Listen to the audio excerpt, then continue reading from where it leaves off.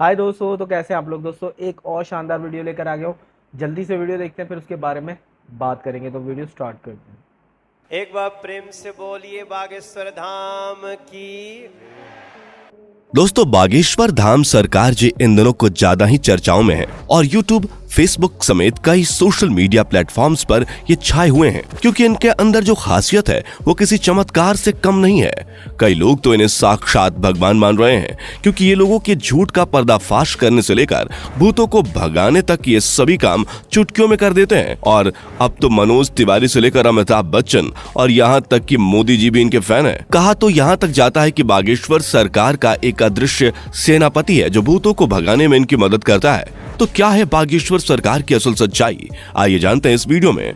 दोस्तों यूं तो हमारे देश में कई बाबा आए और कई गए, कई सारे लोगों ने उनके आश्रम में माथे टेके, यहाँ तक कि बड़े बड़े फिल्मी सितारों ने भी इनके दरबार में अपनी हाजिरी लगाई। लेकिन इस समय जो प्रसिद्धि बागेश्वर महाराज जी को मिल रही है वो आज तक किसी को नहीं मिली है। लंबे लंबे बालों वाले, माथे पर चंदन और अक्सर सर पर पगड़ी बांधे नजर आने वाले बागेश्वर धाम सरकार जी की बात ही कुछ और है। और इस चीज का सबसे बड़ा सबूत बड़े बड़े फिल्मी सितारों का इनके दरबार में आके इनके प्रवचन और गीत सुनना है। फिर चाहे मोदी सरकार के सबसे दिग्गज नेता मनोज तिवारी हो या फिर साउथ इंडियन फिल्म इंडस्ट्री के सुपरस्टार सुमन तलवार, जिन्होंने बागेश्वर धाम आकर बाबा के नाम पर ठुमके भी लगाए और हाथ जोड़कर नमस्कार भी किया। अभी हाल ही में सदी के महानायक अमिताभ बच्चन जी की एक वीडियो बहुत ज्यादा वायरल हो रही है जिसमें वो बैठकर बाबा के कीर्तन का आनंद ले रहे हैं। लेकिन दोस्तों ये एक रात का चमत्कार नहीं है, बल्कि इसके पीछे एक ऐसे बच्चे की कहानी छुपी हुई है जिसके संघर्ष के बारे में जानकर आपके भी होश उड़ जाएंगे। हजारों की संख्या में लोग अपनी मनोकामनाओं को पूरा करवाने और अपनी तकलीफों को दूर भगाने के लिए बागेश्वर धाम दर्शन के लिए पहुंच जाते हैं और ये सब कुछ मुमकिन हो पाया है बागेश्वर धाम जी के चमत्कारों की वजह से।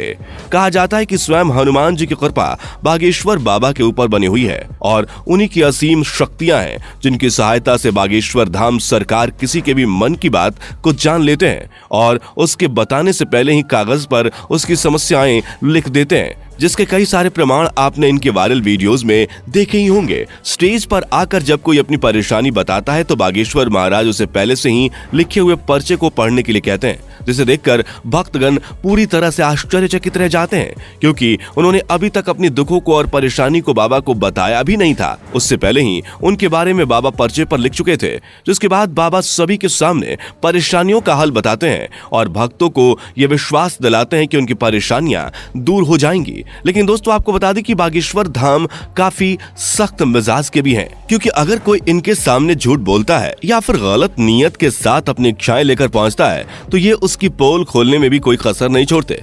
लेकिन ज्यादातर इनके पास परेशान लोग ही आते हैं। इनमें से कुछ लोग वो होते हैं जिनके ऊपर किसी भूत प्रेत का साया होता है, लेकिन बाबा के सामने आते ही वो भूत प्रेत का साया भी चुटकियों में भाग जाता है क्योंकि इनके ऊपर हनुमान जी की असीम कृपा है। वो कहते हैं ना कि भूत पिचास निकट नहीं आवे, महावीर जब नाम सुनावे। दोस्तों हनुमान जी के परम भक्त बागेश्वर सरकार जी का असली नाम पंडित धीरेन्द्र कृष्ण शास्त्री है, लेकिन लोग इन्हें बागेश्वर धाम महाराज और बागेश्वर सरकार के नाम से जानते हैं। पंडित धीरेन्द्र कृष्ण शास्त्री जी का जन्म 4 जुलाई 1996 को मध्य प्रदेश के छतरपुर जिले के छोटे से गांव गढ़ा में हुआ था। ये एक बहुत ही गरीब पंडित परिवार से ताल्लुक रखते हैं। बागेश्वर सरकार ने अपने एक इंटरव्यू के दौरान बताया था कि जब वो मात्र 9 साल के थे तब उनका मन बालाजी महाराज की सेवा में लग गया था। इन्हें हनुमान जी की भक्ति और उनके प्रेम के सिवा कुछ भी नजर नहीं आता था। बागेश्वर महाराज जी का कहना है कि हनुमान जी की भक्ति और उनकी कड़ी साधना का ही परिणाम है कि उन्हें ऐसी सिद्धियां प्राप्त हुई हैं जिनकी वजह से वो लोगों की सहायता कर पाते हैं। असल में इन्होंने अपनी शुरुआती शिक्षा अपने दादाजी के साथ रहकर प्राप्त की थी। कहा जाता है कि इनके दादाजी भी अपने समय के बहुत बड़े विद्वान शास्त्री हुआ करते थे और उन्हें भी दिव्य शक्तियां प्राप्त थीं। इनके दादाजी भी दिव्य दरबार लगाकर लोगों की समस्याओं का हल करते थे। तभी से इन्होंने अपने दादाजी को अपना गुरु मान लिया और उनसे ही सारी चीजें सीखने लगे। दादाजी के साथ रहकर इन्होंने रामायण, महाभारत और गीता जैसे धार्मिक ग्रंथों का अध्ययन किया। लेकिन अगर इनकी प्रारंभिक शिक्षा की बात की जाए तो बागेश्वर सरकार ने अपने गांव से ही 8वीं तक पढ़ाई की। और फिर उसके बाद अपनी आगे की पढ़ाई पूरी करने के लिए वो गांव से करीब 6 किलोमीटर दूर जाया करते थे, क्योंकि गांव में हाई स्कूल नहीं था। इसी तरह इन्होंने 12वीं की परीक्षा दी और 12वीं पास करने के बाद इन्होंने बैचलर ऑफ आर्ट्स में अपना ग्रेजुएशन भी पूरा किया। यानी कि हनुमान जी की असीम कृपा के साथ साथ बागेश्वर सरकार के पास डिग्रियां भी हैं। बता दें कि अपने ग्रेजुएशन के दिनों से ही धीरेन्द्र कृष्ण अपने दादाजी की तरह बालाजी महाराज की सेवा करने लग गए थे। इनके घर के पास बालाजी यानी कि हनुमान जी का एक प्राचीन मंदिर भी है, जहां पहले इनके दादाजी दरबार लगाया करते थे, लेकिन उनकी मृत्यु के बाद दरबार कई सालों तक खाली रहने लगा। लेकिन धीरेन्द्र कृष्ण शास्त्री ने हनुमान जी की सेवा करनी नहीं छोड़ी और वो लगातार बालाजी के नाम का ध्यान करने लगे। लंबे समय तक ध्यान में लीन रहने के बाद इनके ऊपर बालाजी और उनके स्वर्गीय दादाजी ने अपनी कृपा दिखाई और अचानक से ही उन्हें असीम शक्तियों का एहसास होने लगा। उन्हें महसूस हो रहा था कि वो लोगों के मन की बातों को समझ सकते हैं, वे क्या चाहते हैं, उनके दिमाग में क्या चल रहा है। ये सारी बातें वे बिना कुछ कहे ही समझ जाते थे और उनका निवारण भी बताते थे। अपनी इन शक्तियों का इस्तेमाल करके इन्होंने लोगों के कष्टों को दूर करना शुरू कर दिया। लोग जब इनके पास अपनी समस्या लेकर आते थे तो ये पहले से ही उनके मन की बात समझकर उन्हें समस्या का समाधान बता देते थे। धीरे धीरे धीरेन्द्र शास्त्री जी को ये समझ में आ गया कि उनके अंदर उनके दादाजी की ही तरह दिव्य शक्तियां मौजूद हैं। तब जाकर उन्होंने अपना दरबार लगाना शुरू किया और यहीं से धीरेन्द्र कृष्णा शास्त्री बागेश्वर धाम सरकार के नाम से फेमस होने लगे। मंगलवार और शनिवार को अपना धाम लगाकर ये भक्तों के दुख तकलीफों का निवारण करते हैं। जिनकी अर्जी लगती है उन्हें बागेश्वर धाम अपने पास बुलाते हैं और उसकी समस्या को उसके बिना कुछ बोले ही सवाल और सवालों का हल एक पर्चे में लिख देते हैं, जिससे लोगों का विश्वास बागेश्वर धाम पर और भी ज्यादा बढ़ने लगा है। आप ये जानकर हैरान रह जाएंगे कि बागेश्वर धाम सरकार ने केवल भारत में ही नहीं बल्कि पूरी दुनिया में अपने दरबार लगाए हैं और लाखों की भीड़ इकट्ठा करके उनके दुखों का निवारण किया है। कुछ लोग तो इन्हें साक्षात भगवान का दर्जा देते हैं। हालांकि कुछ महिलाएं ऐसी भी हैं जो बागेश्वर धाम सरकार की खूबसूरती को देखकर उनके ऊपर अपना दिल हार बैठती हैं और उनकी बातें सुनने और उन्हें एक नजर देखने के लिए उनके धाम पहुंच जाती हैं। लेकिन अपने सख्त मिजाज के लिए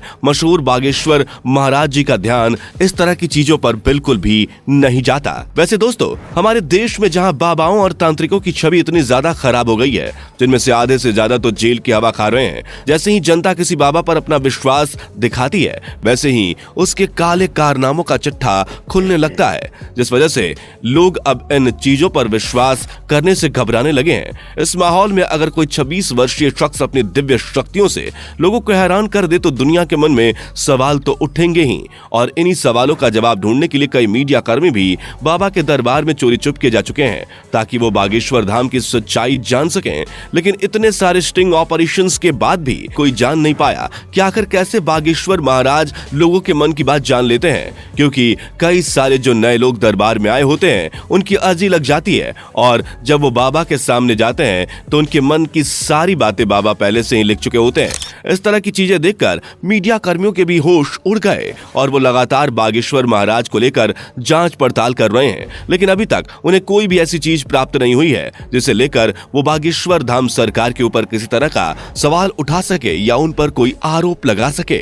शायद इसीलिए बड़े बड़े नेता और अभिनेता बागेश्वर धाम पर विश्वास करने लगे हैं। वैसे दोस्तों, इनके बारे में एक बात बहुत ज्यादा प्रचलित है, वो ये कि इनका एक सेनापति भी है जो किसी को दिखाई नहीं देता। वो सेनापति बागेश्वर धाम सरकार की रहस्यमयी तरीके से मदद करता है। हालांकि ये बात कितनी सच्ची है और कितनी झूठी ये तो कोई नहीं जानता, लेकिन बागेश्वर महाराज के भक्तों का मानना है कि बाबा के पास कोई ना कोई रहस्यमय शक्ति जरूर है जिसकी सहायता से वे भूतों प्रेतों को डरा कर भगा देते हैं। और भक्तों का यह कहना है कि जिस किसी का भी भूत बाबा ने भगाया है उसे आज तक कोई परेशानी नहीं हुई है। तभी तो इनके दरबार में लाखों लोग आते हैं, नहीं तो आज के समय में किसके पास इतनी फुर्सत है कि वो किसी बाबा के दरबार में जाकर उसके प्रवचन सुने। तो दोस्तों, आज के लिए सिर्फ इतना ही। जाने से पहले वीडियो को लाइक शेयर जरूर करें और ऐसी और वीडियोस के लिए चैनल को सब्सक्राइब करके बेल नोटिफिकेशन फैक्टोसाइड फैक्ट्स इनके चैनल का लिंक मैंने नीचे डिस्क्रिप्शन में दे दिया। आप लोग चैनल को सब्सक्राइब कर लें, बेल आइकन को प्रेस कर लें।